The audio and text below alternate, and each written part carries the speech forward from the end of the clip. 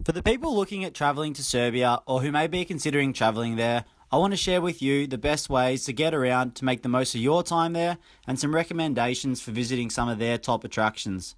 By far the two most travelled cities in Serbia are Belgrade and Novi Sad, so we begin with the capital, Belgrade. The number one tourist destination is the Belgrade Fortress. Their ancient stone walls still remain from the 6th century, and being able to walk through the old stone gates really gives an inspiring insight into the true core history of the city. The fortress also showcases the War Museum and the Tank Exhibition. With the inclusion of the surrounds of Kalemegdan Park, it really offers a relaxing atmosphere, and as you walk around the perimeter, you experience the picturesque views of the famous Danube and Sava rivers. The Danube River is Europe's second longest river.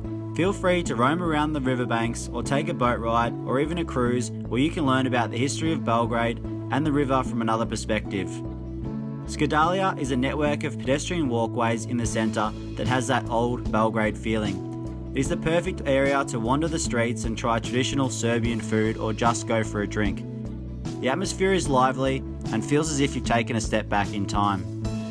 For the best view of the city itself, head to the Gardos Tower. With a very minimal entry cost, you can climb to the top of the tower and watch life go by. The tower offers an incredible 360-degree panoramic view and is a nice place to catch the sunset. The Church of St. Sava to me was the most eye-catching attraction in Belgrade. At a glance, the temple is simply huge but very impressive. Check it out during the day, but make sure you see it at night, in particular from a distance.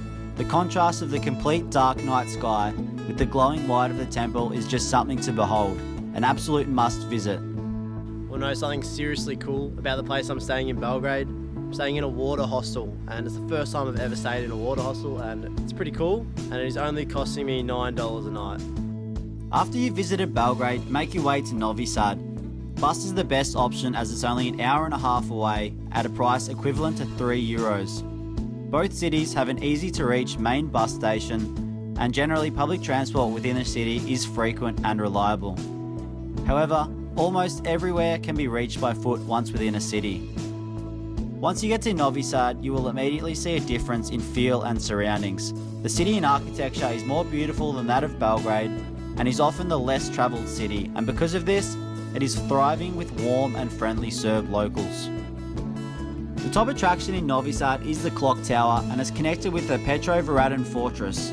As you venture through the fortress walls and tunnels, you will reach the top of the fortress to find great panoramic views of the Danube River. Here is where you'll find their iconic clock tower and restaurants to sit outside and get the best views. Donavska Street is one of the oldest streets in Novi Sad with plenty of history. Take a walk down Donavska Street and enjoy the beautiful architecture, shopping, restaurants and cafes, and many other attractions. Svetozar Miletic Square is a wonderful square in the heart of the city, illuminated at night and a very active centre by day. The many surrounding buildings showcase the amazing architecture and is a must if you visit Novi Sad. If you want to escape the very lively centre, there is the quiet and gorgeous Danube Park. It is small but has wonderful colour and the perfect place to relax and read a book or even have a picnic. There is even ice skating here in the winter. Accommodation is slightly more expensive in Novi Sad as it is less visited and there is a lot less competition, but in saying that, they are very high quality. English is not very commonly spoken, but more so by the younger generation, and is getting more and more popular to speak. English is spoken in hostels and hotels, most tourist attractions and some restaurants and cafes. With drastic climate changes between seasons, Serbia can be hot and humid in the summer and cold in the winter. It is more highly developed than most other countries in the Balkans, provoking radical and economic changes through its history. If you are considering Serbia as a travel destination or give yourself the chance to experience it, these are just some of the many things that you can do and the best way that I believe you can travel through Serbia.